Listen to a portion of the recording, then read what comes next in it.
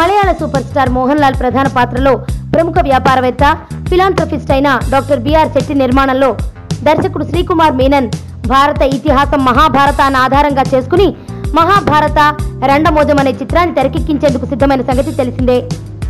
ఈ 1000 కోట్ల రూపాయల ప్రాజెక్ట్ అనౌన్స్ అవ్వగానే అందరిలోనూ మరి రాజమౌళి ఇన్నాళ్లు చెబుతూ వచ్చిన తన డ్రీమ్ ప్రాజెక్టు మహాభారతం సంగతేమిటని సందేహంలో పడ్డారు. దీనిపై పలు రకాల వార్తలు కూడా వెలువడ్డాయి. తాజాగా ఈ అంశంపైనే మాట్లాడిన రాజమౌళి తన మహాభారతం ప్రాజెక్టు తప్పకుండా ఉంటుందని, కానీ అది ఇంకో సంవత్సరం తర్వాత లేకపోతే 10 ఏళ్ల తర్వాత అనేది తనకు కూడా ఖచ్చితమైన క్లారిటీ లేదని అన్నారు.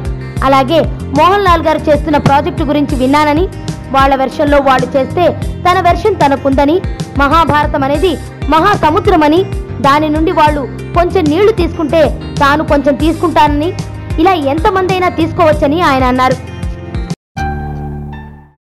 నా పేరు ధనుష్ రిషి. అందరూ ముద్దుగా దరి దరి అని పిలుస్తుంటారు.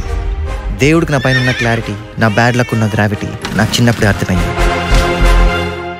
నా లైఫ్లో లక్ ఫ్యాక్టర్ రాంగ్గా ఉండొచ్చు, కానీ లవ్ ఫ్యాక్టర్ మాత్రం చాలా స్ట్రాంగ్గా ఉంది. ఒక మనిషి చేయి చూసి తన జాతకం మొత్తం చెప్పేయగలను.